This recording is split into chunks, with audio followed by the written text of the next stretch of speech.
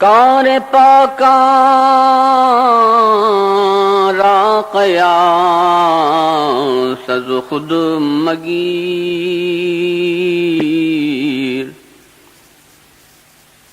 گرچه باشد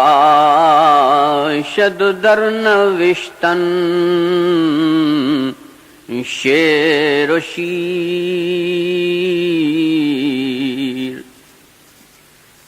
گفتائینک ما بشر ایشاں بشر،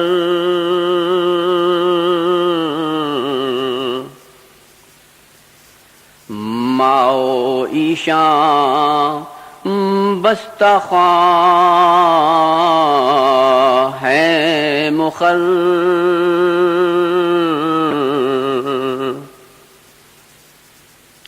مولانا ایک عظیم حقیقت سے پردہ کشائی کی خاطر ایک کہانی سنا رہے ہیں.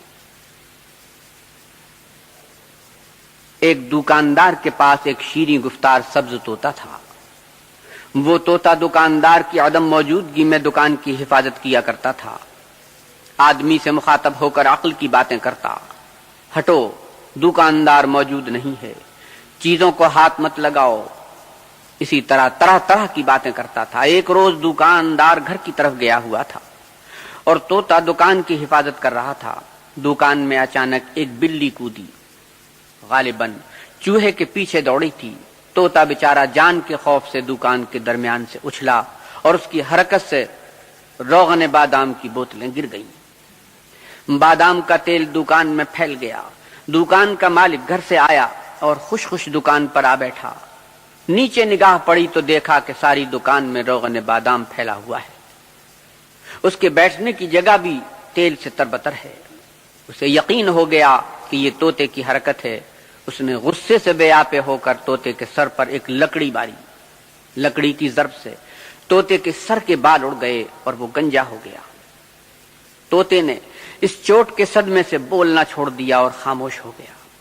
دکاندار کا غصہ ٹھنڈا ہوا تو وہ طوطے کی طرف مخاطب ہوا. طوطا خاموش تھا. وہ بہت کوشش کر رہا تھا کہ کسی طریقے سے طوطا اس سے گفتگو کرنے لگے، لیکن جب طوطا نہ بولا تو اس کو بہت رنج ہوا. طوطے کی خاموشی سے یہ بڑا نادم و شرمندہ تھا کہ میں نے ایسی حرکت کیوں کی جس کے صدمے سے اس کی زبان گنگ ہو گئی. وہ اپنے سر کے بال نوچتا اور کہتا کہ افسوس، میرے نعمت کا آفتاب بادل کے نیچے آ گیا. اس وقت میرا ہاتھ ٹوٹ گیا ہوتا جب میں نے اس خوش زبان پرندے کے سر پر لکڑی ماری تھی. اسی حال میں 3 دن گزر گئے. دکاندار طرح طرح سے طوطے کو بولنے پر مجبور کرتا مگر وہ خاموش تھا. ایک روز اسی رنج و خاموشی میں بیٹھا تھا.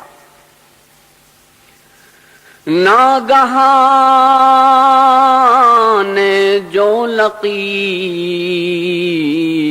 می گذشت،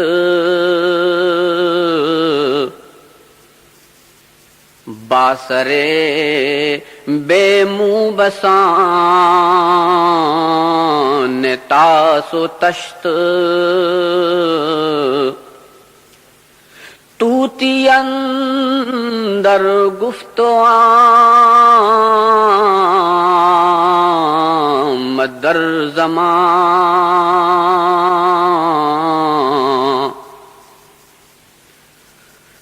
بانگ بروے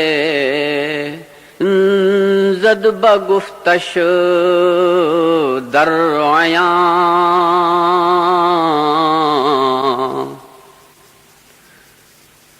ناگہاں دکاندار کے پاس سے ایک کمبل پوش درویش گزرا جس کا سر بغیر بالوں کے پرات اور تھال کی طرح چمک رہا تھا. اس کو دیکھتے ہی فوراً طوطا بول اٹھا اور چلا کر برملا کہنے لگا، اے گنجے، تو کیوں گنجوں میں آ گیا؟ شاید تو نے بھی بوتل سے تیل گرایا ہوگا. طوطے کے اس قیاس پر لوگوں کو ہنسی آ گئی کہ اس نے کمبل پوش کو اپنا ہی جیسا سمجھ لیا. یہ کوئی درویش تھا اور بزرگ تھا. طوطے نے اس کا گنجا سر دیکھ کر اس کی حالت کو اپنی حالت پر قیاس کر لیا.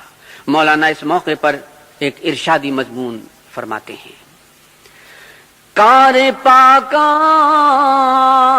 را قیاس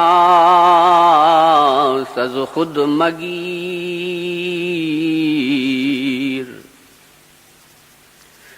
گرچہ باشد در نوشتن شعر و شیر، پاک لوگوں کے معاملات کو اپنے اوپر قیاس نہ کرو، شعر اگرچہ لکھنے میں شیر یعنی دودھ کی طرح ہے مگر دونوں میں بڑا فرق ہے، شعر آدمی کو کھاتا ہے اور دودھ یعنی شیر خود پیا جاتا ہے۔